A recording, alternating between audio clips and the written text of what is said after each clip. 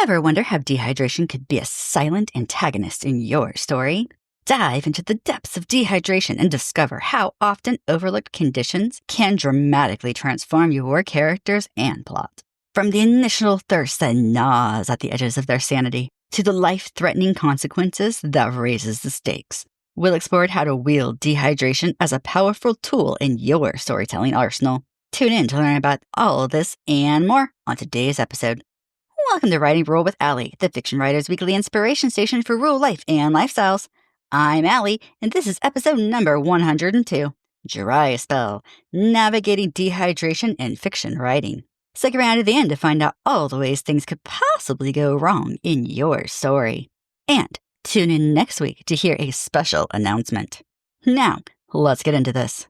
And fair warning, if you hear thunder, it's because we're having storms. Just a heads up. Dehydration is when the body loses water faster than it is taking water in. Since the body is about 60% water, and water is needed for most bodily functions, it's a big deal to be dehydrated. Now, you might be asking, Allie, who is susceptible to dehydration? All right, nobody asked, but roll with it. The people most susceptible to dehydration are young children, normally due to diarrhea, vomiting, or fever. Older adults, lower water reserves, and reduced thirst signals, especially in dementia patients. Chronic conditions or chronic illnesses such as diabetes, kidney disease, or something similar. Athletes or others engaged in vigorous physical activity. Not touching that joke with a 10-foot pole. That said, many rural activities fall into this category. For more information, check out the episodes that I did on unexpected rural workouts to learn more. Individuals exposed to hot climates or high altitudes. I mean, we all knew the desert was hot. Anyone, but especially children, who are malnourished. Now that we know who is most likely, let's talk about the most common ways people become dehydrated. These are, for adults, diarrhea and vomiting. This can cause a significant fluid loss, especially if it's coming out both ends. Norovirus has this effect. Fever. High body temperatures, aka a fever, increase fluid loss. There is a reason they call it sweating out the fever. Increased urination. Conditions like diabetes can lead to frequent urination. Not drinking enough water. Simply put, not consuming enough fluids can lead to dehydration. Excessive sweating.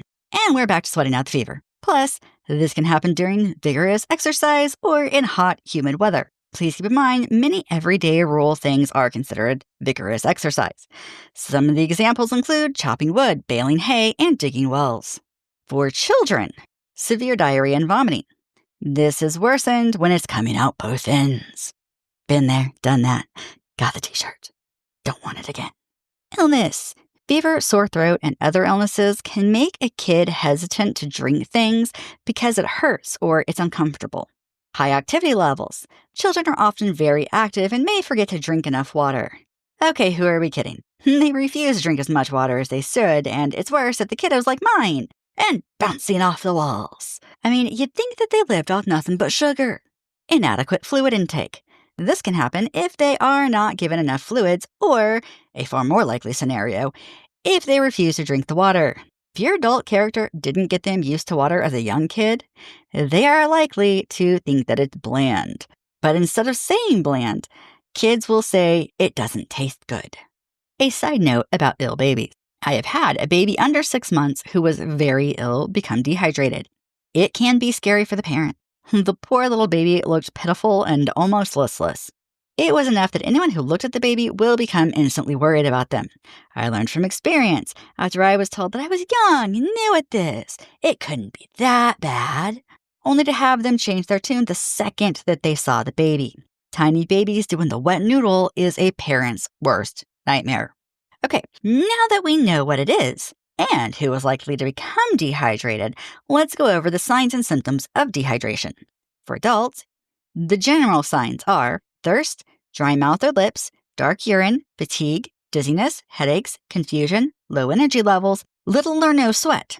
Many times people can misinterpret these as they've overdone it. The work was harder than normal. They can wonder if they're getting sick, and some combinations of this are likely to be mistaken as migraines. In severe cases, rapid heartbeat, sunken eyes, fainting, extra dry skin.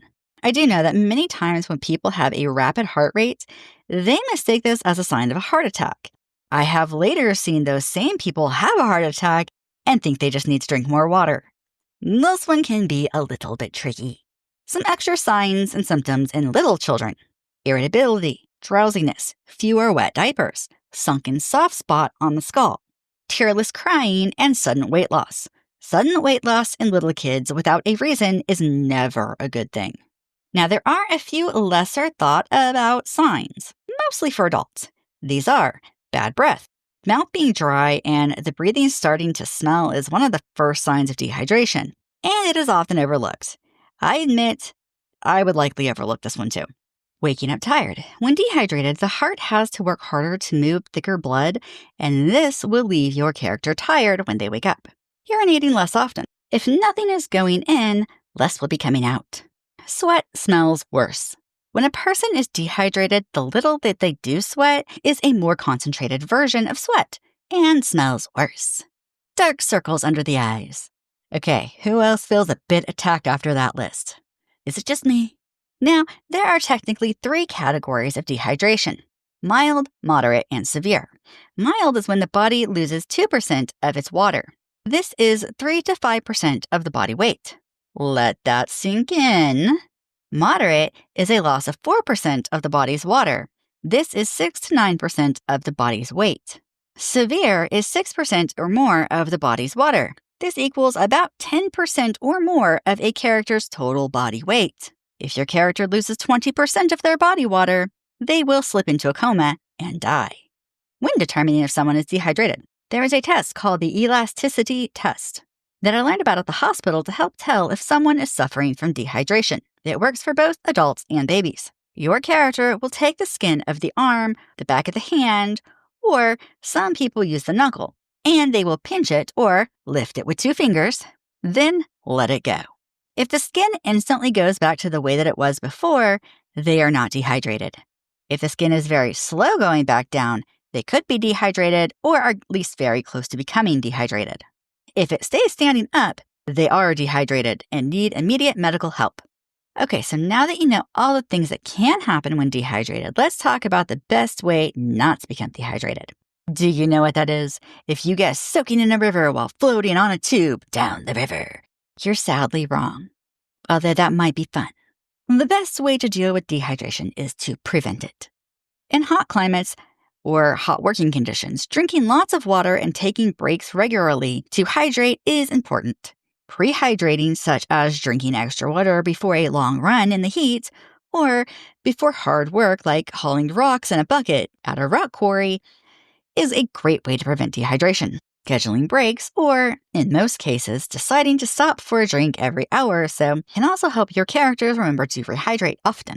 For young kids and elderly with dementia, this can be a bit more tricky. For kids, it's mostly about reminding them, and if they resist, finding a way to make it fun or exciting. And another option is to let them think that they're getting away with something. Maybe your character convinces them that they only have to drink half a glass of water, but that was really what they wanted them to drink all along. I'm not saying this is amazing parenting advice, but I am saying it works. As for characters with dementia, this can be done a few different ways. If they're in the early stages, telling them they need to drink something will make them feel like they're being treated like a kid. It's easier to bring them a drink with a smile. Most people will take a drink when it's first handed to them. They might have to do this repeatedly, but that's okay because it is better than a fight. Asking them if they want a refill is another way that this could work. Later stages is less about fighting and more about asking the right questions. Did you see the pretty cup?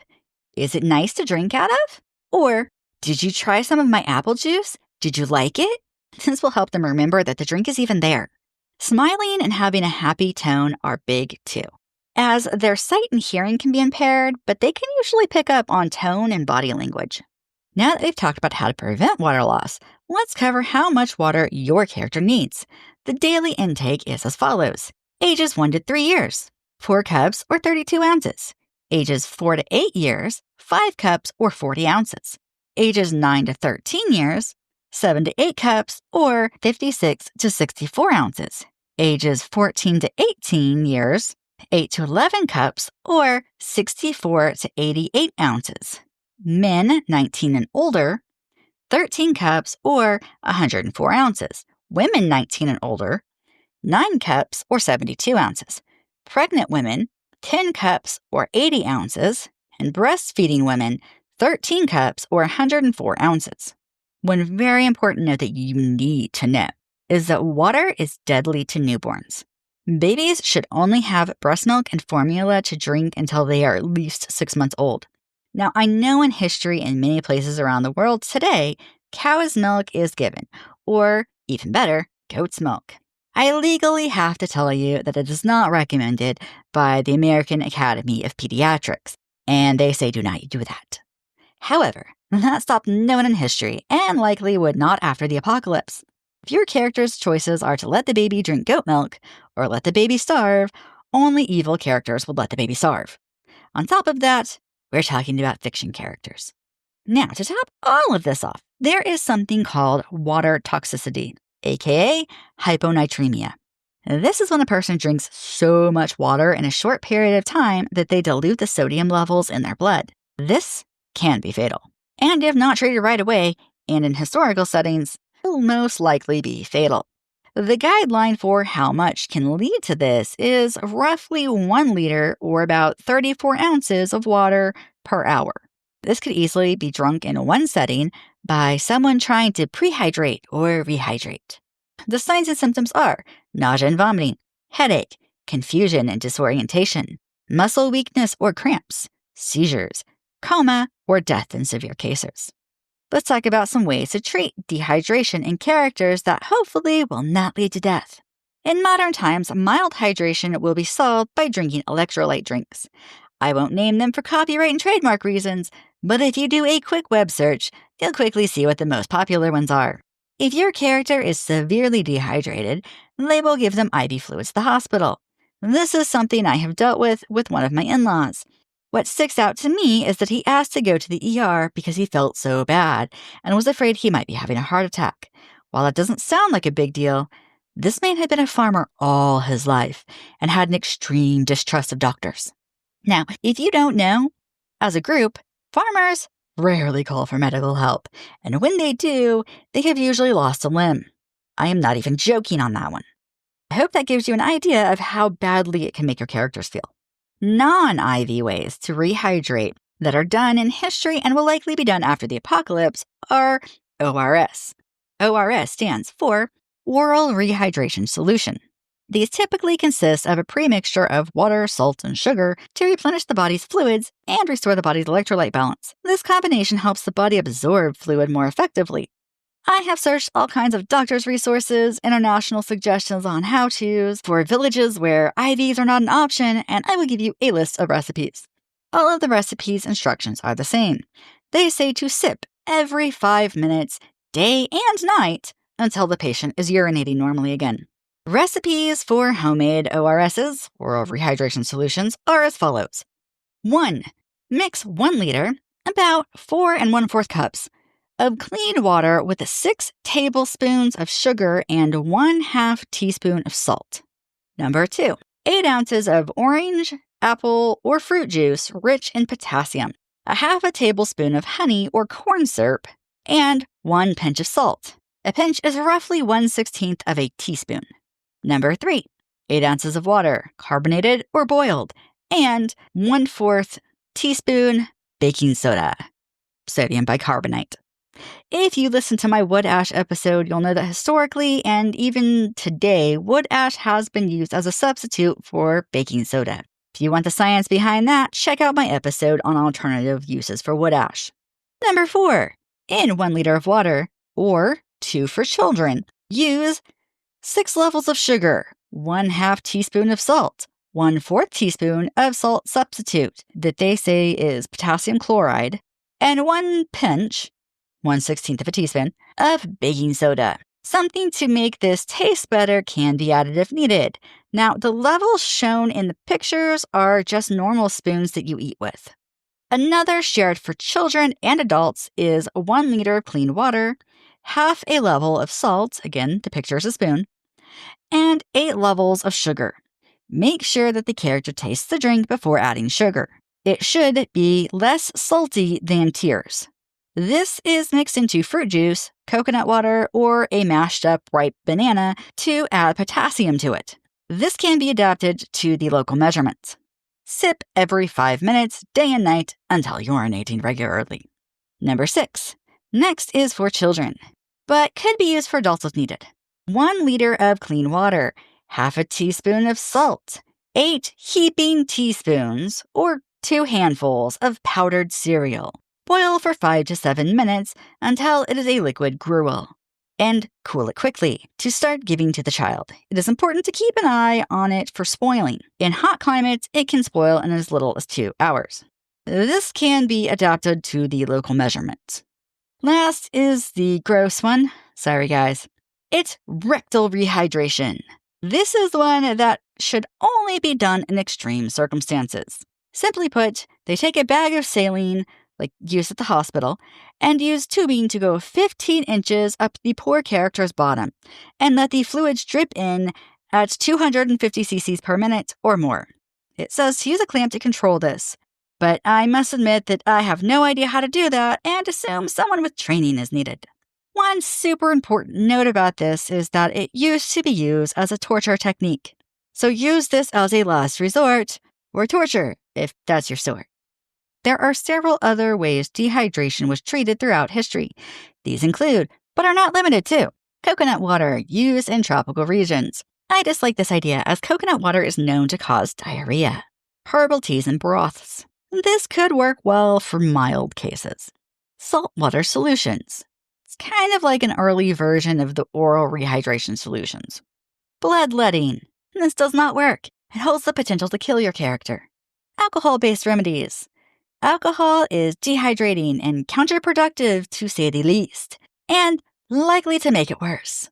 Milk or dairy-based drinks. Sometimes helpful, most likely for mild cases. Emetics to induce vomiting. These are counterproductive and could be dangerous. Sugar and salt mixtures. Also, early oral rehydration development. Bleach therapy, not helpful. And on a personal note, get it off. Fun fact, it is estimated that 75% of Americans are chronically dehydrated from not drinking enough water each day. This can lead to conditions such as kidney stones, urinary tract infections, high blood pressure, kidney damage, constipation, and makes them extremely susceptible to heat-related illnesses, such as heat exhaustion and heat stroke. I have a full episode on heat-related illnesses if you would like to learn more.